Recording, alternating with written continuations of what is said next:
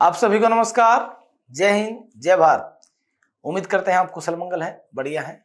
और प्रतिदिन की तरह आज फिर आपका रेलवे का PYQ का सेक्शन जो चल रहा है उसके साथ हम 7 जनवरी 2021 का जो पेपर हुआ था वो लेकर आ रहे हैं बच्चा। पहला ही क्वेश्चन बड़ा ही आसान, बार बार पेपर में आने वाला, जो मैं आपको पिछले शायद 2-3 पेपर्स में लगातार बता भी चुका हूं। कह रहा है n को 5 से भाग देते 2 बचता है। मैंने आपको समझा रखा जितना रिमाइंडर बचता वही संख्या मान लो, n की वैल्यू 2 ही मान लेते हैं, ठीक है। तो n की वैल्यू 2 है तो 2 का स्क्वायर कितना हो गया 4। अब 2 का स्क्वायर है 4, ठीक है। तो 4 को 5 से भाग करेंगे 4 ही बचेगा, बात खत्म। दैट्स इट, हो गया सर, बिल्कुल सिंपल सी बात है ना। आगे कह रहा है भाई दो संख्याओं का अनुपात 2:3 है, दोनों संख्याओं में 4 जोड़ा तो 7:10 हो गया। संख्याओं के बीच का अंतर क्या होगा, यानी कि ये 1 यूनिट की वैल्यू आपको निकालनी है। तो बेटा जब भी ऐसा हो कि कोई रेशियो दिया है उसमें कुछ ऐड या सबट्रैक्ट किया गया और एक नया रेशियो दिया गया तो आपको क्रॉस प्रोडक्ट मेथड लगाना होता है। जैसे ये A है, ये B है, इनका ओल्ड रेशियो आपको दिया गया, ओल्ड रेशियो दिया गया 2:3, न्यू रेशियो आपको दिया गया 7:10 और दोनों में 4 जोड़ा है, 4 जोड़ा है दोनों में, तो यहाँ पे +4 और यहाँ पे भी +4। क्रॉस मल्टीप्लाई करेंगे 10 दूनी 20, 7 21, 21 में से 20 घटा दो 1 आ जाएगा, इज इक्वल टू 7 चौके 28, 10 चौके 40। अगर दोनों में सेम साइन है तो माइनस करेंगे, 40 में से 28 माइनस करेंगे 12, 1 की वैल्यू 12 आ गई। और ध्यान से देखो इन दोनों के बीच का डिफरेंस निकालना तो 1 ही है, तो 1 की वैल्यू 12, ऑप्शन नंबर बी, बात खत्म। यहाँ पे आपके आगे क्वेश्चन समाप्त होता है सर। ये एक अच्छा क्वेश्चन है पूरे पेपर में अगर बात करें तो कि थोड़ा सा दिमाग लग सकता है इसमें। जैसे ही कह रहा है कि एक समीकरण है 2x² - 8x - m = 0 का एक रूट है 5/2, तो इसका दूसरा रूट और m का मान बताओ। देखो मैं आपको बेसिक समझा देता हूं, उसके बाद ये क्वेश्चन है नहीं कुछ वैसे। जैसे आपको एक समीकरण दिया है ax² + bx + c = 0, तो सम ऑफ रूट्स यानी कि अल्फा प्लस बीटा जो होता है वो होता है -b/a और product of roots alpha into beta होता है c/a, ठीक है। अब देखो आपको पता है भाई a की वैल्यू 2 है, b की वैल्यू 8 है और c की वैल्यू m है। 8 नहीं -8 आप बोलेंगे, ठीक है। तो सम ऑफ रूट्स की वैल्यू क्या होगी, -8 माइनस यानी कि 8/2 यानी कि 4 हो जाएगा और c/a यानी कि -m/2 ये हो जाएगा। अब ये देखो बेटा एक रूट 5/2 है तो दूसरा क्या बचेगा, ऑटोमेटिकली अगर ये 5/2 है तो इसको उधर लेके जाएंगे, 8/2 में से 5/2 घटाएंगे तो 3/2 बचेगा। तो 3/2 कौन से में है कि यही ऑप्शन है जिसमें 3/2 है, ऑप्शन नंबर यहीं पे खत्म हो जाएगा, बात खत्म। ये लो सर, क्वेश्चन यहीं पे समाप्त होता है, बस इतना सा है, ठीक है बच्चा। बाकी अगर मान लीजिए 2 ऑप्शन होते तो आप सी वाले से चेक कर लेते, कोई दिक्कत नहीं आएगी उसमें, ठीक है। कह रहा है एक बिल्डिंग के एक 60 मीटर ऊंची इमारत के शीर्ष से किसी टावर के शीर्ष और आधार के अवनमन कोण, अवनमन यानी कि दोनों बार नीचे ही देख रहा है, किसी टावर के शीर्ष और आधार के अवनमन कोण क्रमशः 30 डिग्री और 60 डिग्री है, यानी कि ये वाला एंगल 30 डिग्री है और ये वाला एंगल 60 डिग्री है। तो टावर की, इस टावर की ऊंचाई आपको बतानी, ठीक है सर। देखो मैं क्वेश्चन बार बार करवाता हूं तो मुझे पता है इस क्वेश्चन का आंसर 40 है, क्योंकि जब जब इस तरह का डायग्राम बनता है और ये 30-60 होते हैं तो इसका और इसका रेशियो 3:2 होता है। इस बात को हमेशा याद रख लो। मान लो आपके पेपर में कभी कोई ऐसा क्वेश्चन आ जाए जहां पे इस तरह का डायग्राम बना दे और 30 और 60 बना दे तो 3:2 मार देना, बात खत्म। हाँ अब आपको फॉर्मूला लिखवा देता हूँ। फॉर्मूला होगा, इसको h माने, इसको a माने, इसको θ1 माने और इसको θ2, क्योंकि छोटे एंगल को θ2 मानते हैं।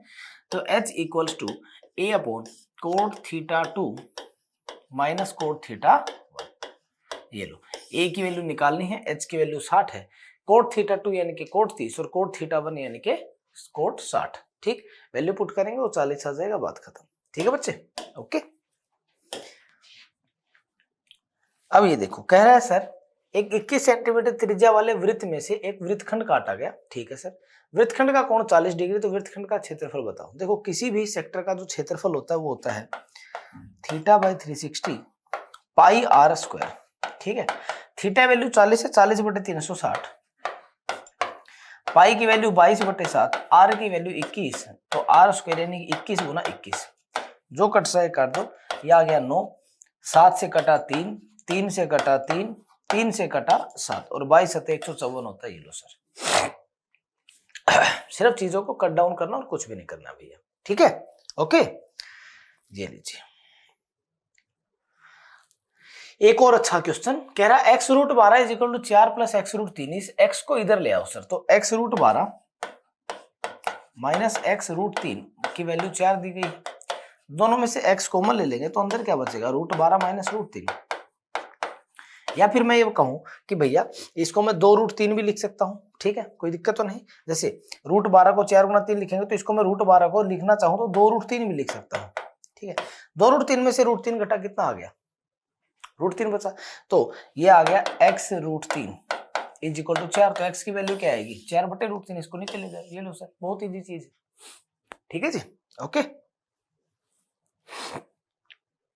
अब ये देखो, मैंने आपको शायद लास्ट वीक के मॉक टेस्ट में आपको समझाया भी था कि जब जब ना ये रेशियो में दिए हों x और y, और आगे रेशियो में ही पूछा है, तो आप x y की वैल्यू डायरेक्ट पुट कर सकते हो। तो x की वैल्यू 3, तो ये 4 थी 12, y की वैल्यू 4, 4 थी 12, रेशियो y की वैल्यू 4, 4 चौके 16, x की वैल्यू 3 तो 12, तो 24 अनुपात 4, 24/4 यानी कि 6/1। ये लो बेटा, बिल्कुल सिंपल सा क्वेश्चन बनेगा आपका, ठीक है बच्चे।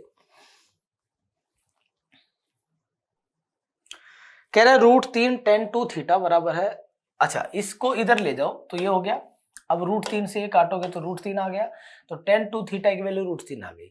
tan की वैल्यू √3 होती है 60 पे, तो tan 2 थीटा, तो ये 2 थीटा की वैल्यू 60 हो गई, तो 2 थीटा 60 होगा तो थीटा की वैल्यू क्या हो जाएगी, 30 हो जाएगी, ठीक है बच्चे।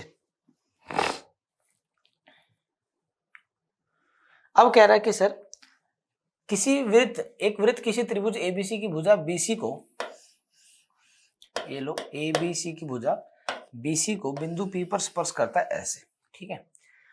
भुजा एबीएसी को क्रमशः क्यू आर पे आगे बढ़ाया, ये क्यू हो गया, इसको आगे बढ़ाया तो ये आर हो गया, ठीक है। क्यू आर पर वृत्त से स्पर्श करने के लिए बढ़ाया गया, तो ए क्यू की लंबाई कितनी होगी, देखो ध्यान से सुनना, जब जब ये ऐसे आगे बढ़ाए जाते हैं तो एबीसी का जो परिमाप होता है पूरा, वो एपी प्लस ए क्यू के बराबर होता है, और एपी ए क्यू दोनों सेम होते हैं, ये वाले, सॉरी ए क्यू ओ ए, ये माफ कीजिएगा ये तो P है, ठीक है, ए क्यू और ए आर, माफ कीजिएगा ए क्यू ए आर, इन दोनों के बराबर होगा, ये वाला के दोनों के बराबर, ठीक है।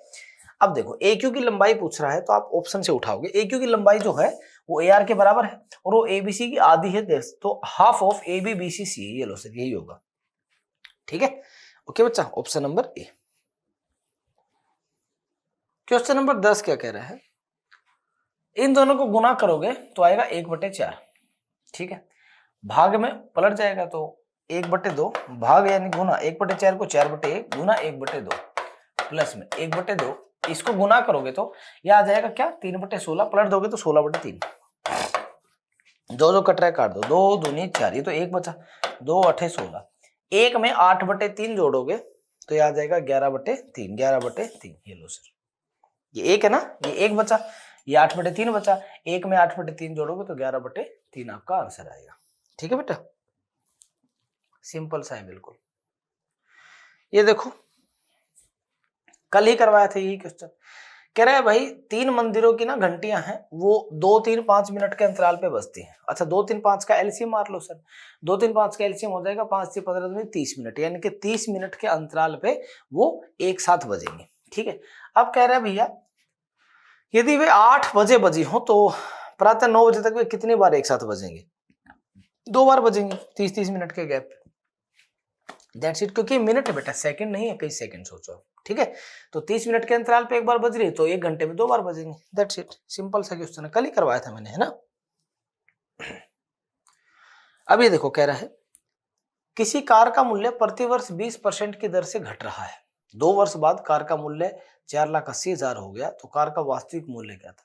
कार का वास्तविक मूल्य x मान लेते हैं, 20% घटने का मतलब 4/5, 2 बार घटा तो 4/5 2 बार ले लो, इजिकल टू 4,80,000, 1 2 3 काटो, 4 चौके 16, 16 3 48, ये लो जी, ये बचा 30,000, अब 5 5 25 3 75, 7,50,000 आएगा, ये लो जी, ठीक है बच्चा, ओके, सिंपल क्वेश्चन है बिल्कुल। ये देखो क्या कह रहा है, पहली 5 भाज्य संख्याओं का माध्य। भाज्य संख्याएं कौन सी होती हैं? पहली 5, 4, 6, 8, 9, 10। इनका माध्य निकालना, माध्य निकालना भाग में 5 कर दो भाई, ठीक है। और पहली 5 अभाज्य संख्याओं के माध्य। अभाज्य संख्या क्या होती है? 2, 3, 5, 7, 11, इनका माध्य सर। कह रहा है इनका अंतर कितना होगा? माइनस कर दो। तो दोनों के बटे में 5 है तो 5 नीचे आ ही जाएगा। और यहाँ क्या है? 6, 4, 10, 10, 20 और 20 और 9 29 और 29 और 8 37 माइनस 2, 3, 5, 5, 10, 7, 17, 17, 11, 28। 37 में से 28 माइनस करोगे कितना आएगा आपका? बताइए, 9 आ जाएगा। तो 9/5 को आप क्या बोल सकते हैं? 9/5 को आप बोलेंगे 1.4 बचेगा 1.8। ये लो जी, ठीक है बॉस, डन। ये देखो कह रहा है सर, ये वही है दोबारा से, अभी जो मैंने क्रॉस प्रोडक्ट करके दिखाया था वैसा ही क्वेश्चन है। कह रहा है लड़के और लड़कियों का अनुपात 5-7 है। स्तर के दौरान 8 और लड़के दाखिल हो गए, उसके बाद लड़कियों और लड़कों की संख्या 1-1 हो गई। प्रारंभ में, अच्छा तो लड़कियां तो दी ही नहीं, तो लड़कियां ऐड ही नहीं हुई, तो मुझे क्रॉस प्रोडक्ट भी नहीं लगाना। कह रहा 5 लड़के हैं और 7 लड़कियां हैं, यानी कि 2 यूनिट ज्यादा है लड़कियां, और यहाँ पे क्या हो जा रही है? सेम हो जा रही है। तो फिर मैं यहीं आ जाता हूँ, मतलब मैं 2 यूनिट लड़के और बढ़ा दूं तो ये 7 हो जाएगा। मैंने 2 यूनिट बढ़ाया, 2 यूनिट की वैल्यू क्या है? 8। तो 2 यूनिट की वैल्यू अगर 8 है तो 1 यूनिट की वैल्यू 4 हो गई। अब कह रहा भैया in the beginning the difference between boys and girls. अच्छा डिफरेंस यहाँ कितना? देखो 2 का ही तो डिफरेंस है, तो 2 की वैल्यू 8 ही है सर। ये लो ऑप्शन में 8 है, बात खत्म। तो भाई क्वेश्चन नंबर 14 के बाद है क्वेश्चन नंबर 15। एक ये भी अच्छा क्वेश्चन है, ठीक है। क्या कह रहा है? कह रहा है कि सर देवेश एक लड़का अपने घर से सुबह 7 बजे निकला, ठीक है, और सुबह 8:30 बजे ऑफिस पहुंच गया, ठीक है जी। और कह रहा है भैया नॉर्मली ऐसा होता है 7 बजे चलता है, 8:30 बजे पहुंचता है। अगले दिन मैं अपने घर से 7 बजे निकला, लेकिन अपनी दूरी का 5वां हिस्सा, यानी कि जो उसकी दूरी थी उसका 5वां हिस्सा 5/6 गति से, और बाकी दूरी, अच्छा 5वां हिस्सा यानी 1/5 दूरी 5/6 गति से, और बाकी दूरी कितनी बची? 4/5। 4/5 को 6/5 गति से पूरा कर रहा है। तो देवेश कह रहा है लगभग कितने बजे पहुंचेगा। अच्छा इस क्वेश्चन में सबसे बड़ी टास्क जो मेरे लिए है वो ये है कि मुझे इसकी स्पीड चाहिए मुझे सबसे पहले, तो तभी मुझे समझ में आएगा कुछ कहानी। तो ये जो ओरिजिनल स्पीड यहाँ 5 और यहाँ 6 मान रहा है, इनका एलसीएम ले लो। 6 और 5 का एलसीएम क्या होता है? 30, यानी कि उसकी स्पीड है 30 किलोमीटर प्रति घंटा। ये मान लेते हैं 30 की स्पीड से कोई बंदा 1.5 घंटे में कितना दूर जाएगा? आप बोलोगे 30 की स्पीड से कोई बंदा 1.5 घंटे में 45 किलोमीटर जाएगा सर, यानी कि उसका ऑफिस जो हो 45 किलोमीटर दूर है। तो अगले दिन 1/5 यानी कि 45 का 1/5वां हिस्सा 9 किलोमीटर, तो बोलोगे 9 किलोमीटर को 5/6 गति से, यानी कि 30 की 5/6 कितनी होगी? 25। 9 किलोमीटर को 25 की स्पीड से कवर करवा दो, गुना में 60, कितना टाइम लगेगा बताओ? 5 5 25, 5 12 60, 108/5।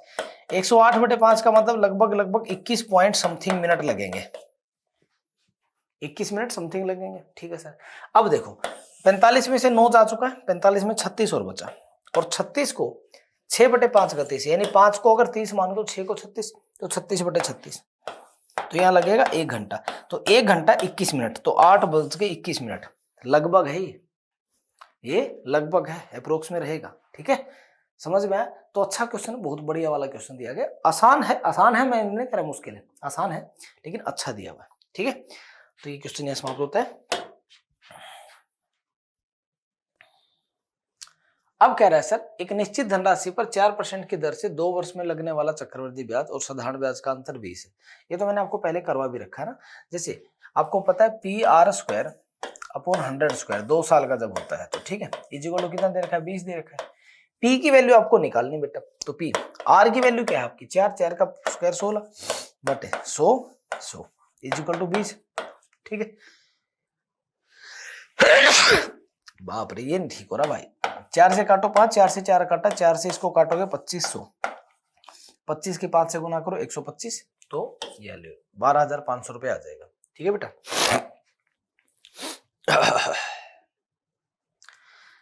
अब देखो क्या कह रहा है भैया, एक समबाहु त्रिभुज की प्रत्येक भुजा को 3 गुना कर दिया, यानी कि पहले a थी अब 3 हो गई, या पहले 1 थी अब 3 हो गई। तो कह रहा है नए समबाहु त्रिभुज का क्षेत्रफल क्या होगा। अच्छा बताओ, देखो सीधी बात है, पहला समबाहु त्रिभुज का क्षेत्रफल क्या होगा, √3/4 a स्क्वायर, और दूसरे का क्या होगा, ये इसका कितना गुना होगा, √3/4, इसकी 3 गुना है तो 3 का स्क्वायर 9 स्क्वायर। ये देखो इससे ये काट दो, a स्क्वायर से a स्क्वायर काट दो, 1:9 हो गया, 9 टाइम्स हो गया सर ये। ठीक है क्या हो गया गले में आज, खैर इसको नोट करेंगे सर पहले। अच्छा इसमें एक खास बात ध्यान रखेंगे, ये गुना में है और ये डिवाइड में, पहले इसको सिंपलीफाई करेंगे, ठीक है ध्यान रखिएगा। हाँ यहाँ हम सिंपलीफाई करके लेके आ सकते हैं, ये हो जाएगा 0.2 और 0.2 यानी कि 0.04, तो ये क्या होगा 1.04 माइनस 0.04, तो ये घट के 1 आ गया, 1 की इससे 4 से मल्टीप्लाई करो 4 आ गया, इससे काटो 2 आ गया, तो यहां से पूरे तामझाम से तो 2 निकल के आया सर, सब खत्म हो गया, 2 बचा ये माइनस का, इसको काटोगे तो 0.2 आएगा, ठीक है, और डिवाइड करोगे तो ये कट के बाहर 1 आ जाएगा, तो ये 2.2 में से, ये बहुत आसान है, तो 2.2 में से 2 घटा है वो वाला, तो 0.2 बचेगा, बहुत आसान क्वेश्चन है यार तो यार, ठीक है जी।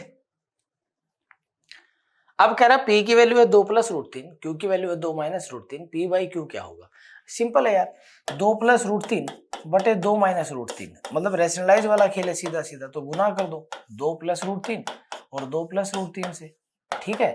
अब ऊपर क्या हो गया 2 + √3 का होल स्क्वायर, 2 + √3 का होल स्क्वायर क्या आएगा, 2 का स्क्वायर 4, √3 का 3 प्लस 2 गुना √3, और नीचे क्या आएगा 2 + √3 और 2 - √3 यानी कि 1 आ जाएगा, ये क्या होगा 7 + 4 √3, 7 + 4 √3 ये रहा, ठीक है।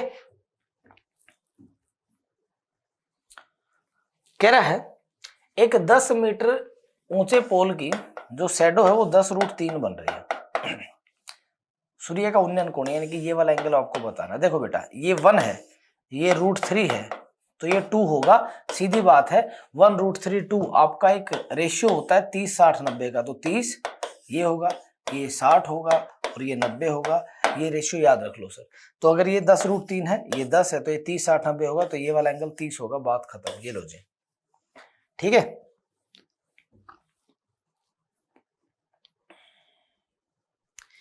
कह रहा है दो पुरुष एक स्थान से एक ही दिशा में क्रमशः 5 किलोमीटर प्रति घंटा और 5.5 किलोमीटर प्रति घंटा की चाल से यात्रा करते हैं, कितने समय बाद वे एक दूसरे से 8.5 किलोमीटर की दूरी पे होंगे। देखो एक ही दिशा में दो बंदे जा रहे हैं, दोनों की स्पीड माइनस होगी, सीधी बात है, तो स्पीड माइनस करेंगे तो 5.5 में से 5 माइनस करेंगे, आधा किलोमीटर प्रति घंटा आ जाएगा। भाई आधा किलोमीटर प्रति घंटे की स्पीड से 8.5 किलोमीटर का गैप कितनी देर में क्रिएट हो जाएगा। अब देखो मैं कह रहा हूं तुम आधे किलोमीटर की स्पीड से 8.5 किलोमीटर कितनी देर में जाओगे, 17 घंटे में, डबल कर दो उसका, कैसे 8.5 किलोमीटर 0.5 की स्पीड से कितने में होगा, काट दो 17, ये लो जी, ये तो सोच रहे नहीं बिल्कुल भी, ठीक है जी। क्वेश्चन नंबर 22 है 23 का वह न्यूनतम गुणज क्या होगा जिसे 18 21 और 24 से भाग देने पे 7 10 13 बचते हैं। ध्यान से सुनिएगा, 18 से भाग करेंगे तो 7 बचेगा, 21 से भाग करेंगे 10 बचेगा, और 24 से भाग करेंगे 13 बचेगा। आप 18 से भाग करोगे 7 बचेगा, तो 11 बीच में गैप है, 18 7 11, 21 और 10 के बीच में भी 11 गैप है, 24 और 13 बीच में भी 11 गैप है। ये क्वेश्चन ऐसा जब आए तो क्या करना, 18 21 24 का एलसीएम मारना, 18 21 24 का एलसीएम लो, तो 18 21 24 के एलसीएम में यहां से चला जाएगा 6 3 बचेगा, ठीक है, 21 में चला जाएगा 3 7 बचेगा, तो 3 7 24 की गुना करो, तो 7 21 21 चौके 84, 8 21 दूनी 42 और 8 504, यानी कि 504 इनका एलसीएम होगा। लेकिन इस भाई ने आपसे यहां तो मामला बनाया नहीं, इसने तो बड़ी बड़ी संख्याएं आपको दी, ठीक है। अब यहां देखो ध्यान से, ये सारी की सारी 3000 के ऊपर है, तो 5 की गुना किससे करोगे, 3000 का राउंड बने 6 से, तो इसकी गुना 6 से कर दो, वो आ जाएगा 3024 बन गया। अब मुझे कहना है कि सर 7 10 13 बच रहे यानी 11 गैप, तो इसमें से 11 घटा दो,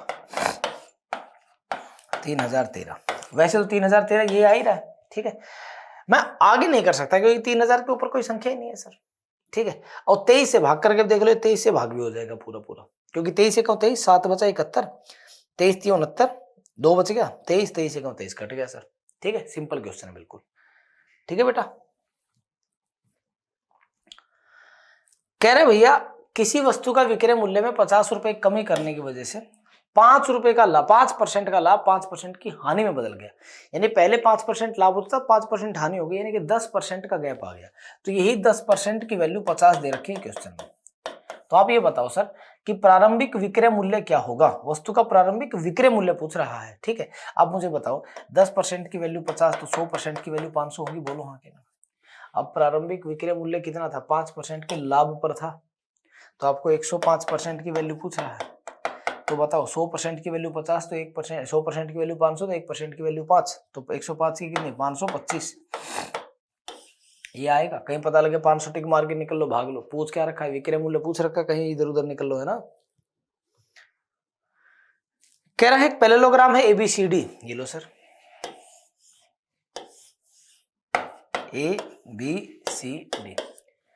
कह रहा है सर AL और CM, CD और AD के AL और CM, CD और AD यानी कि यहां से डाला है के लंब है। AL की वैल्यू 20 है और CD की वैल्यू 18। देखो ध्यान से सुनना, इस पे परपेंडिकुलर, ये इस पे परपेंडिकुलर है, ठीक है। आप इस बात को समझिए कि हाफ ऑफ, या फिर मैं बोलूं बेस इंटू परपेंडिकुलर, और बेस इंटू परपेंडिकुलर सेम होता है पैरेललोग्राम में। कारण क्योंकि पैरेललोग्राम को अगर जब आधा आधा बांटोगे, दो बराबर एरिया में बढ़ जाती है, ठीक है। तो वो दोनों ट्रायंगल का एरिया जब दिखता है तो half base into height, half base into height same हो जाता है। जिसके चक्कर में आप क्या बोलो, AL पड़ रहा है CD पर, तो AL इंटू CD की वैल्यू AD इंटू CM के बराबर होगी, ठीक है। अब कह रहा है AL की वैल्यू 20 है, CD की वैल्यू दी है सर भाई 18 है, CM की वैल्यू दे ही रखी है आपको कितनी, 15, और AD की वैल्यू निकाल लो एक बार के लिए। इससे मेरा फायदा क्या निकलेगा, देखो 15 से काटोगे 5 3 15, 5 से 4, 3 से काटा 6, 6 चौके 24, तो आपकी AD की वैल्यू जो है वो 24 आ गई, यानी कि ये वैल्यू आ गई 24, और CD की वैल्यू आपको ऑलरेडी कितनी दे रखी है, 15। अच्छा ये 15 तो ये भी 15, और ये 24 तो ये भी 24, तो परिमाप पूछा है, तो 24 24 15 15, तो 15 15 30, 24 24 48, 48 और 30 78, 78 यानी कि 24 दूनी 48, 48 और 30 78 ही तो होता है। ये लो ऑप्शन में ये भी दे रखा है, भाई साहब कमाल है। पता नहीं ऑप्शन इतने गलत कैसे हो रहे हैं। 78 आएगा भैया, है ना, ऑप्शन में डाल लेना। 78 होगा भैया, ये 24 दूनी 48 और 15 15 30, क्योंकि भैया ना वो 20 और 18 की गुना, जैसे अरे कुछ कैलकुलेशन में झोल झपट्टा मार दिया क्या हमने, हाँ कैलकुलेशन में झोल कर दिया हमने लग रहा है। AL की वैल्यू कितनी है 20, और CD की वैल्यू 18 है। अरे CD की वैल्यू 18 है, हाँ तो ठीक, तो हमने यहाँ क्या, अच्छा ये 15 है बेटा, ये 18 है, ठीक ठीक ठीक ठीक, तो ये भी 18 हो गया। हाँ हम ठीक कर रहे थे, ये हम गलत लिख रहे थे। 18 18 36 और 24 24 48, 48 और 36 को जोड़ो बेटा, 48 और 36 को जोड़ोगे तो कितना आएगा बताओ, 48 और 30 78, 78 में 6 जोड़ो 84, 84 आएगा भाई। सो देखा कितनी छोटी सी मिस्टेक कर रहे थे। आगे देखो, ये तो यार ऑप्शन से उठा सकते हो आप। कह रहे किसी भिन्न का हर उसके अंश से 2 अधिक है, हर जो है 2 अधिक है, ठीक है। एक यही ऑप्शन जिसमें 2 अधिक, और में किसी में है ही नहीं यार, मैं तो आगे बनाऊंगा ही नहीं इसको, ठीक है। फिर कह रहा है अंश को 3 गुना कर दें, हर को 2 गुना कर दें, तो भिन्न 1/2 बन जाए। तो अंश को 3 गुना कर दो, 3 कर दिया, इसको 2 गुना कर दो, 6 कर दिया, 3 दूनी 6, वो 1/2 बन गए। सिंपल है यार, कोई दिक्कत नहीं है इसमें, ठीक है। आगे कह रहा है 3 अंकों की सबसे बड़ी संख्या में कौन सी न्यूनतम संख्या जोड़ी जाए कि योगफल एक पूर्ण वर्ग बन जाए। 3 अंकों की सबसे बड़ी संख्या क्या होती है, इससे ऊपर स्क्वायर किसका होता है, 32 का होता है भाई, क्योंकि 30 का स्क्वायर 900, 31 का स्क्वायर 961, 32 का स्क्वायर होता है 1024। इसमें क्या जोड़ू कि 1024 बन जाए, बोलो 25 जोड़ दो सर, 1024 बन जाएगा, आंसर आ गया। ये तो आपको यार देखो ओरल आना चाहिए, इसमें आपको कुछ ऐसा नहीं है कि मैं सिखा दूंगा। कह रहा चक्रवर्ती ब्याज पर जमा की गई 12,000 की राशि 5 वर्ष में दोगुनी हो गई। चक्रवर्ती ब्याज है तो मैंने आपको पहले समझा रखा है, ये टाइम, ये अमाउंट। अगर 5 वर्ष में दोगुनी हो गई तो 15 वर्ष में कितनी होगी, ये इसका 3 गुना है, तो इसका 3 टाइम्स कर दो, 2 गुना 2 गुना 2 ऐसे करके, तो 8 गुना हो जाएगी, बात खत्म। 8 गुना होगी तो 12 का 8 गुना हो जाएगी, 12 8 96। ये लो सर, लेकिन वो कह रहा है वह धनराशि 15 वर्ष में कितनी हो जाएगी, तो 12 हाँ 96 तो होगी, 96,000, ठीक है।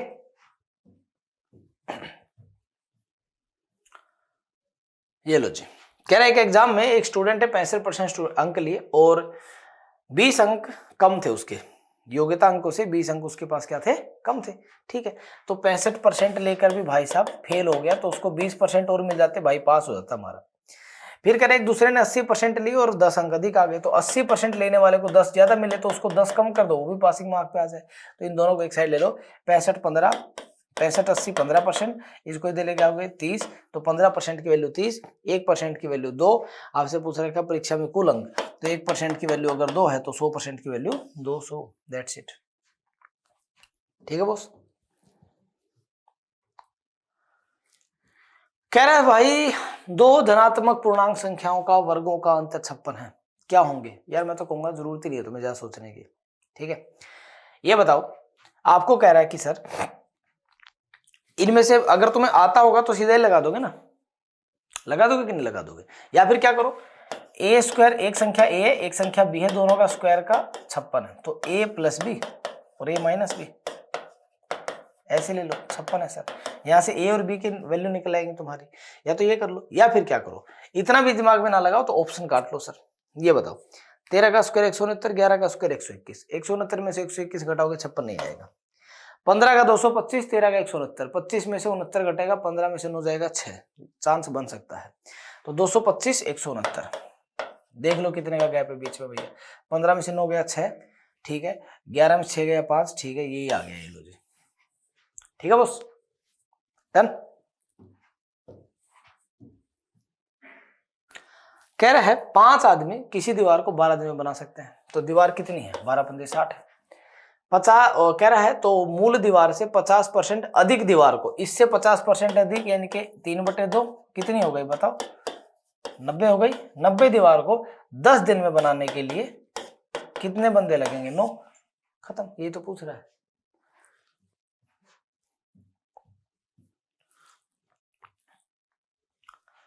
इसी के साथ श्रीमान जी आज के लिए हम आपको टाटा बाय बाय करते हैं। अब मुलाकात होगी अगले सप्ताह, क्योंकि आज है शनिवार, तो कल हम आपसे मिलेंगे नहीं, संभवतः मंडे को भी ना मिले तो ट्यूसडे को आपसे मुलाकात होगी। ठीक है, तब तक के लिए खुश रहें, मस्त रहें, जय हिंद।